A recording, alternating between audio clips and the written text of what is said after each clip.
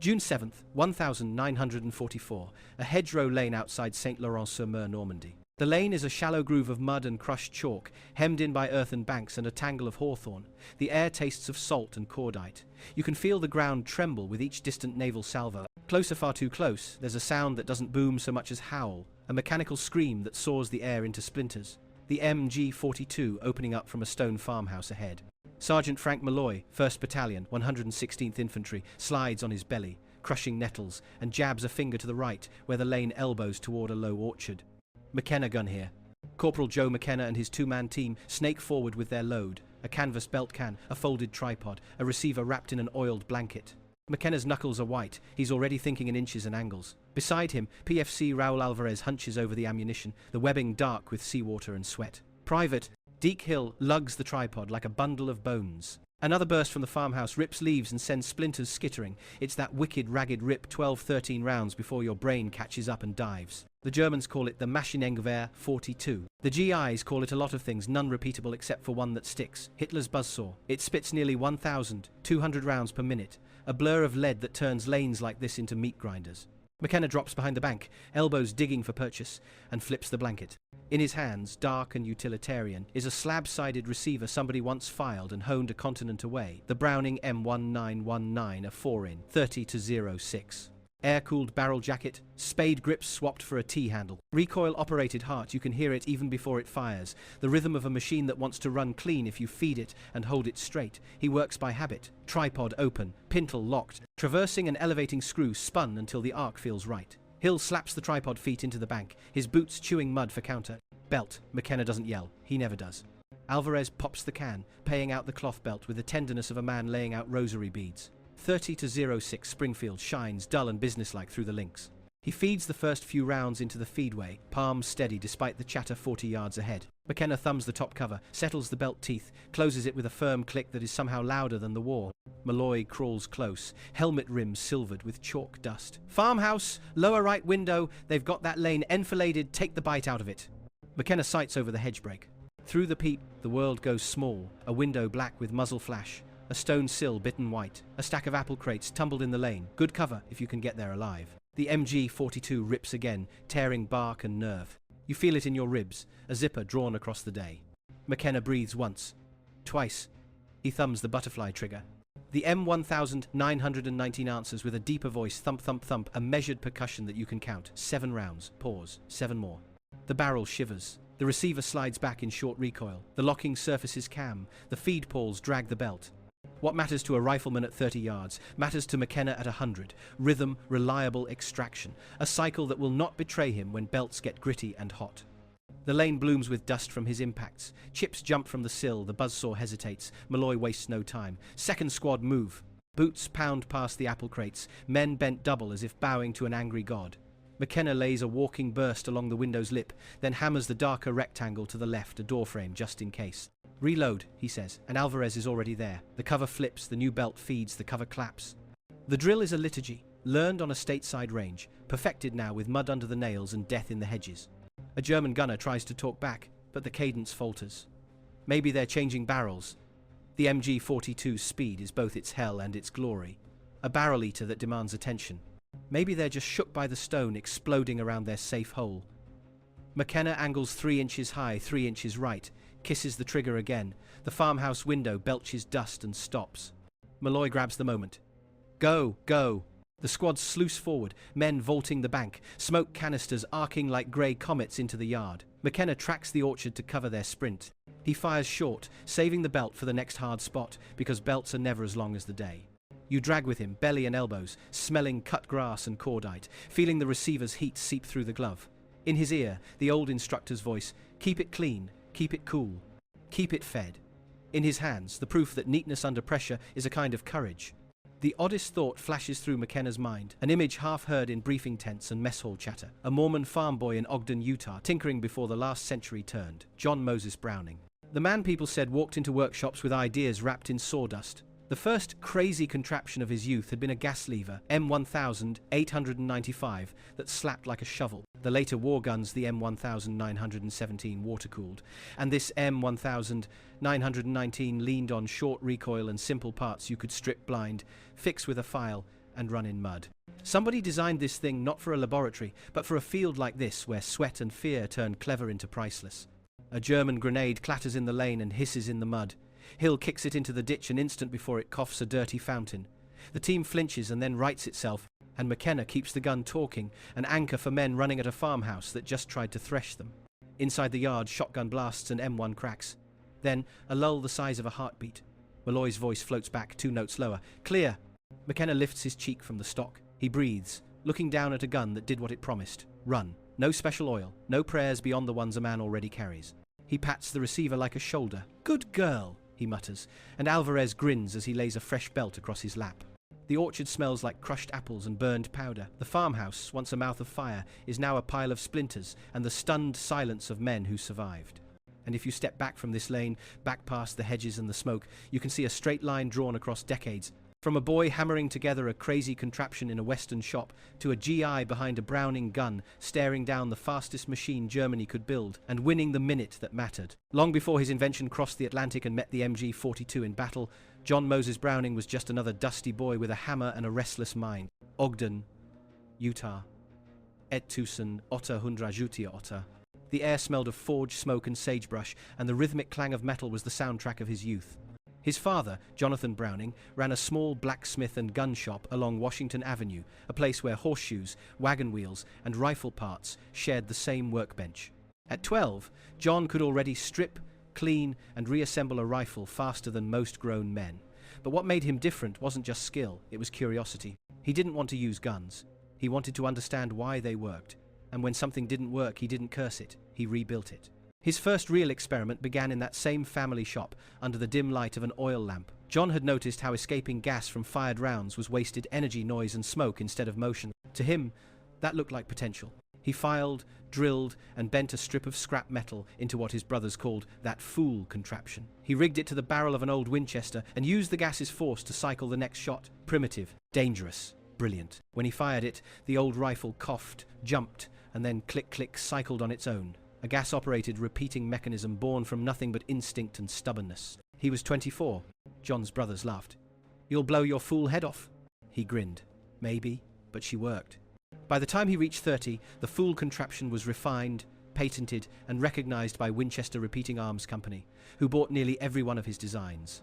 Browning would later joke that his real education was paid for in rifle royalties. But Browning wasn't content to just sell patents. Each design became a kind of evolution, a small rebellion against complexity. He despised unnecessary parts. A gun ought to be simple enough, he said, for a man to understand it with his eyes closed. It was this obsession with simplicity that birthed a lineage of weapons that would outlive him. The Colt M1911 pistol, the BAR Browning automatic rifle, and his twin warhorses, the M1917 and M1919 machine guns. The Great War would prove what the West had only guessed, that Browning's mechanical sense wasn't luck, it was genius. France, 1918. The trenches near Saint-Mihiel were choked with mud, lice, and the bitter smell of wet gunpowder. American troops had just received Browning's water-cooled M1917, a weapon that could fire 600 rounds per minute without overheating. Machine gun teams huddled behind it like priests behind an altar. The rhythm, deep, slow, relentless, became their heartbeat. Across no man's land, the Germans unleashed Spandaus, their own mechanical demons. Yet the Browning didn't jam, didn't choke, didn't falter. When the water boiled, soldiers pissed into the cooling jacket and kept firing. By the armistice, the M1917 had a reputation. Heavy, ugly, unstoppable. But John Browning wasn't satisfied. He wanted to cut the weight, lose the water, and give the infantry something they could carry and fight with on the move. That vision became his next great child, the M1919, an air-cooled adaptation built for agility without losing reliability. It wasn't glamorous, it wasn't sleek, but it would become one of the longest-serving machine guns in human history. Back in Ogden, Browning still refused to call himself an engineer. He wasn't a university man. He never used blueprints at first, just sketches on scraps of paper, then hours at the workbench filing, shaping, testing. Visitors remembered the way he worked. Sleeves rolled, eyes half closed, fingers tracing grooves like a man reading Braille. He spoke little, smiled rarely, but when he explained a mechanism, every word was precise. One journalist described him as a poet with steel and grease. And while the industrial world chased patents and prestige, Browning's world remained small, his workshop, his faith, and his family. His purpose wasn't glory, it was function. In 1921, at the Colt factory in Hartford, Browning demonstrated his new 50 caliber design, the prototype that would become the M2 heavy machine gun. It spat fire with terrifying grace, its barrel shaking the floor, its sound deeper than thunder. When a general asked him, "Can it stop an airplane?" Browning replied simply, "It can stop anything you can point it at." The M2 would go on to earn a name of its own, Mar-Deuce. From World War II to Iraq, the same basic gun, barely altered from his 1,922 design, still fires across battlefields.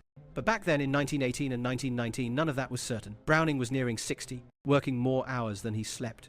His hands had calluses that outlived the gloves he wore. And yet, in his final years, when reporters asked him about his legacy, he shrugged. "There's no such thing," he said, smiling slightly. "A good gun is just a tool. It's the man behind it who matters." Decades later, that belief would echo down the barrel of an M1919 in Normandy, held by a scared young soldier who didn't know John Browning's name, but trusted the machine that bore his design. That was Browning's genius. He didn't build for fame. He built for function, and function never forgets. Spring 1943, Aberdeen Proving Ground, Maryland. The test range smelled of oil, cordite, and ambition. Rows of engineers, officers, and civilian observers stood behind the sandbag wall as a technician prepared the battered old veteran of a machine gun, a Browning M1919, a 4 serial number barely legible from years of use. The weapon had already served in North Africa and the Pacific. It had fired tens of thousands of rounds without a single catastrophic failure. Now, they were here to push it beyond reason. The gunner, a corporal in grease-stained fatigues, shouted, "Ready!" And the range officer dropped his hand. The first belt tore through in a roar. Links rattled. The barrel glowed red. The weapon spat fire like an angry forge. 500 rounds. 1,000. Then 2. The M1919 coughed smoke, but it didn't jam. The gunner wiped his brow, grinned, and said to the engineers, "You can call that one broke when I do." It never broke. The test log from that day recorded over 20,000 rounds fired with no stoppage serious enough to take the gun out of action. The barrels wore out before the mechanism failed. That was the essence of John Browning's philosophy: reliability first, everything else second. He'd once told a Colt machinist, "Make it simple enough for a soldier to fix it in the dark, with his teeth if he has to." And that's exactly what the M1919 became. A weapon you could drag through mud, drop in sand, freeze in snow, and still make sing. North Africa, 1942. The desert sun glared like a forged hammer, baking the dunes and bleaching the sky. At Kasserine Pass, American forces faced the battle-hardened Afrika Korps for the first time. The German MG42’s and MG42’s had the speed. Their bullets came like tearing silk, cutting sand clouds into shrapnel storms. But what the Americans had was staying power. Sergeant Tom Dillard, machine gun section leader of the 1st Armored Division, wrote in his diary afterward, "The Krauts could fire twice as fast, but they were always swapping barrels. We just kept ours steady. The Browning never quit, not once. When we ran out of belts, we just fed single rounds." She didn't care. He wasn't exaggerating. The MG42 could fire up to 1,200 rounds per minute, but it overheated so fast it required constant barrel changes. The Browning, by comparison, clocked in at a modest 450-600 rounds per minute, but it could sustain that all day. It was slower, steadier, patient, a gun built for the long game, not the loud one. And in war, endurance beats brilliance every time. When American troops stormed ashore in Italy and later at Omaha Beach, the M1919 was more than a gun. It was an old, trusted companion. Soldiers gave it nicknames: Betsy, Emma, Brownie. They mounted it on tripods, on jeeps, on half-tracks, on tanks. They used it as an anti-air gun, an anti-vehicle gun, even a door gun for bombers. It wasn't glamorous, but it was everywhere. If the Garand was the American soldier's right hand, the Browning was his backbone. In fact, one GI wrote home to his wife after Normandy, "Nother, if you ever meet a man named John Browning, tell him thank you. His gun's the only thing between me and hell right now." He never knew that by then, Browning had already been dead for nearly 2 decades. The man who built the weapon that saved his life had died quietly at a workbench in Liège, Belgium, in 1926, drafting a new pistol design for Fabrique Nationale when his heart simply stopped. He was 61. His hands were still stained with oil when they found him. But his work didn't die with him. By the time American industry ramped up for World War II, every factory that made guns was producing something Browning had designed or inspired. His weapons spanned calibers and continents, from the Colt 45 to the M2, 50 calories, from aircraft mounts to tank turrets. He built tools for every form of war mankind could imagine, and a few they hadn't imagined yet. And when GIs carried his machine guns into Europe, they weren't just carrying steel. They were carrying a piece of an idea that simple, honest engineering could outlast chaos, and that sometimes the quiet minds win the loudest wars. By 1944, Browning's invention had earned its final trial by fire, facing the MG42, Germany's perfect machine gun. The contest wasn't about beauty or even speed. It was about which weapon could survive longer in mud, fear, and smoke. The MG42 screamed, the Browning growled, and when the smoke cleared, it was the farm boy's contraption that was still standing. That's why, 80 years later, you can still find the M1919 in active service, rechambered, modernized, and remounted. But still Browning at its heart. Farm boy steel and American grit. It never needed reinvention, only appreciation. Normandy, July 1944. The hedgerows were a labyrinth of green walls, and every corner hid an ambush. The Germans had perfected the art of waiting. Their weapon of choice, the MG42, turned that patience into terror. Its sound was unmistakable, a mechanical shriek, high-pitched and cruel, ripping the air apart in bursts so fast they blurred into one unbroken roar. To the GIs, it felt supernatural. To the Germans, it was engineering perfection light, quick, easy to set up, and deadly at over 1,000 rounds a minute. But perfection doesn't always win a war. Across those fields, hidden behind earthen berms and sandbags, Browning's M1919’s answered with a deeper voice, slower, heavier, almost measured. The MG42 shredded seconds, the M1919 owned the minutes. At Saint-Lô, Sergeant Frank Malloy's unit dug in on the ridge near a burned-out barn. The enemy held the opposite hedgerow, between them a quarter-mile of open wheat, waving under artillery smoke. When the Germans counterattacked, it wasn't a charge. It was a whisper that turned into thunder shadows, moving low and fast. The buzzsaw screaming before you could even see the flash. Malloy didn't panic. He'd seen it before. He shouted to McKenna's gun team, "Set her up, left flank." The Browning's tripod slammed into the dirt, the feed belt snaked over McKenna's wrist, and with a pull of the charging handle, the old gun came to life. The first bursts cut a rhythm against the German staccato, slow, deliberate, like a drummer keeping his soldiers in time. Each thunk, thunk, thunk was an answer to chaos. The MG42's 1,200 rounds per minute looked spectacular in training films. But in real combat, that rate burned barrels, chewed ammo belts, and left gunners gasping for resupply. The M1919, with half the speed, fired longer, steadier, and truer. That day, the buzzsaw faltered first. By nightfall, McKenna's gun still ran hot, the barrel glowing faint orange. The feed tray blackened from use, but it had never jammed. The GIs called that kind of weapon a keeper. Across Europe, similar stories repeated themselves. At Bastogne, when the snow fell and the 101st Airborne fought in foxholes barely deep enough to hide in, it was the M1919's slow discipline that kept them alive. The machine gunners learned to wrap their barrels in rags to protect the steel from frostbite. They thawed ammo belts under their armpits before feeding them into the gun. When asked what it was like, one paratrooper said, "The MG42 had speed, we had stubbornness, and stubbornness lasted longer."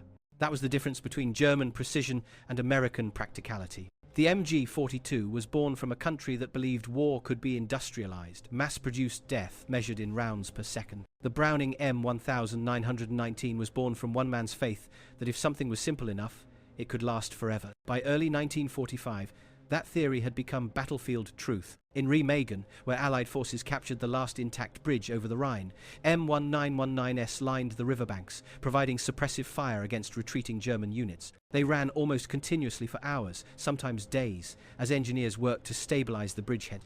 When one Browning team lost its assistant gunner, the loader jumped on the trigger himself. Even as his hands blistered from the hot grips, he just kept firing. When asked later how the gun held up, he said, "We stopped before it did."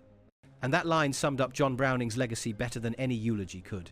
Even the Germans, those engineers who had built the MG42 with mathematical precision, came to respect the old American design. Captured German soldiers often inspected Allied weapons with curiosity. They admired the Garand's clip, the Sherman's radio system, but when they saw the Browning, their comments were always the same. "It's ugly, but it works." And that, in its own way, was the highest compliment a German engineer could give. When the war ended, both weapons, the MG42 and the M1919, became icons of their nations. The MG42 evolved into the MG3, still in use across Europe. The M1919's descendants, the M60, the FN MAG, and countless others, carried Browning's DNA across generations.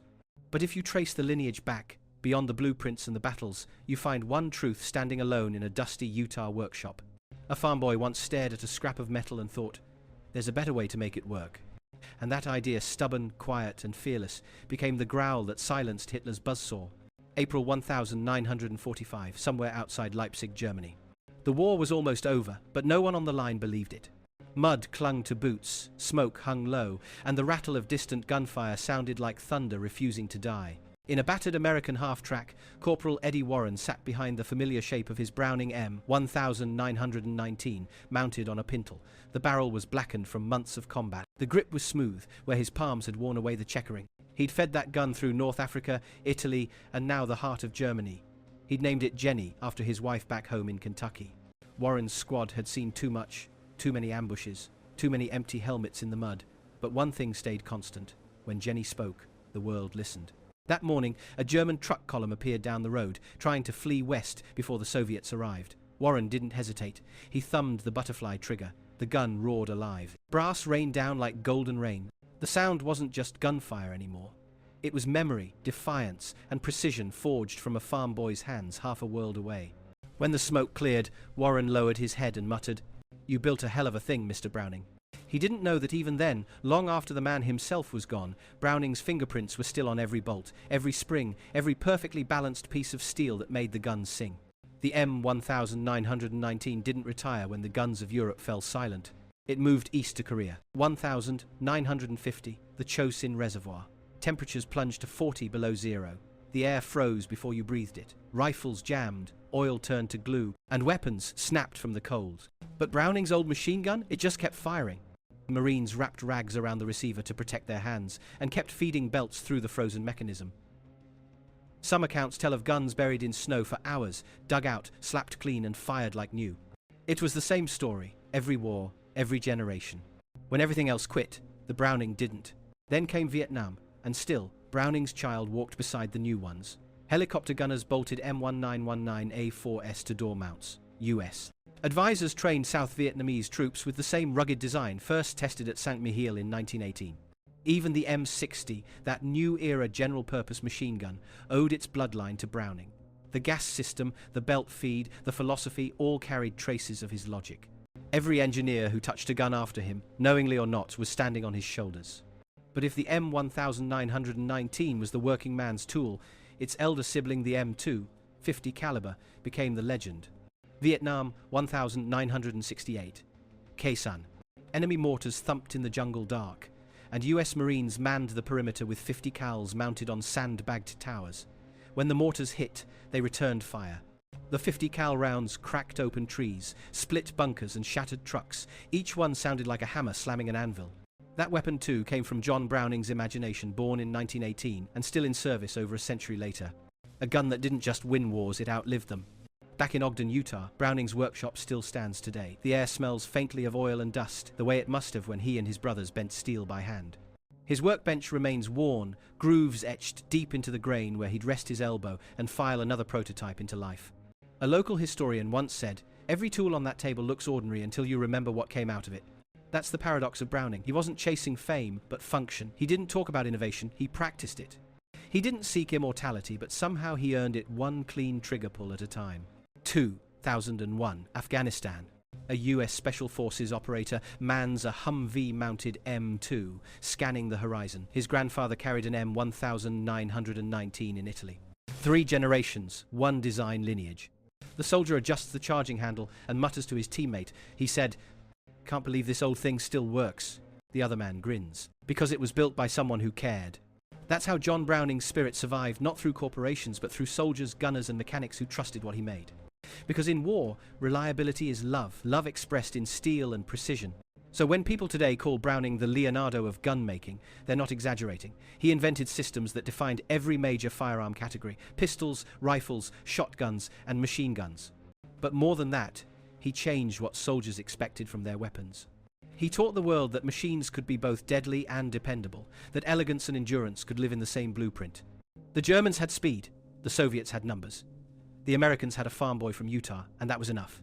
When asked late in his life if he had ever designed a perfect gun, Browning smiled and said, "No, but I've designed a few that'll keep you alive until you find one." Maybe that's why the echo of his work still rolls through history, from the trenches of France to the dunes of Iraq and beyond. It's not the sound of death, it's the sound of a man who refused to quit. A sound that began in a blacksmith's shop with a curious boy, a strip of metal, and a dream that wouldn't die. If this story mattered to you, subscribe to Shadows of Valor. Join a community that listens to history's quiet voices. Hit the bell so you don't miss the next Untold chapter. Tell us which invention surprised you most in the comments.